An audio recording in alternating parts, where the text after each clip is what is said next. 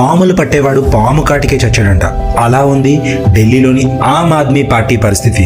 అవినీతికి వ్యతిరేకంగా 2011లో ఢిల్లీ జంతర్ మంతర్ వేదికగా గాంధేయవాది అన్నా హజారే లోక్ జన్పాల్ వ్యవస్థ కోసం ఓ ఉద్యమం చేశారు. ఆ సమయంలో ఆయన వెంట ఉన్న అరవింద్ కేజ్రీవాల్ ఓ పొలిటికల్ పార్టీని స్థాపించారు. రాజకీయ అవినీతిని ఊడ్చేస్తామనే నినాదంతో దానికి గుర్తుగా చీపురు సింబల్తో రాజకీయాల్లో ప్రస్థానం మొదలుపెట్టింది ఆమ్ ఆద్మీ పార్టీ.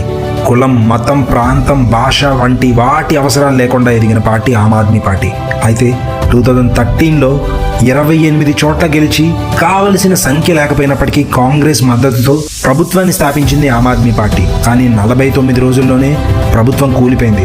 అయినా ధైర్యం కోల్పోకుండా 2015లో 2020లో గెలిచి 10 ఏళ్ల పాటు ఢిల్లీలో అధికారంలో ఉంది ఆమ్ ఆద్మీ పార్టీ.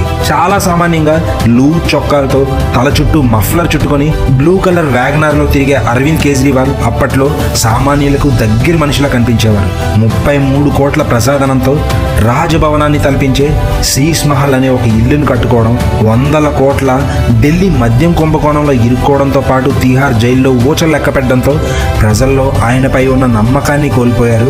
2025 అసెంబ్లీ ఎలక్షన్స్లో పార్టీ ఓడిపోవడం కాదు, కనీసం అరవింద్ కేజ్రీవాల్ ఎమ్మెల్యేగా కూడా గెలవలేకపోయారు. దీంతో కేవలం ఆమ్ ఆద్మీ పార్టీ తుడుచుకుపెట్టుకోవడం కాదు, అవినీతి మరకలు అంటని రాజకీయ పార్టీలు, అధికార దర్పం తలకెక్కని ప్రభుత్వాలు ఏర్పడతాయని, ప్రజల కోసం పని చేస్తాయని కొంతమంది సామాన్యులు కంటున్న కలలన్నీ తుడుచుకుపెట్టుకుపోయాయి.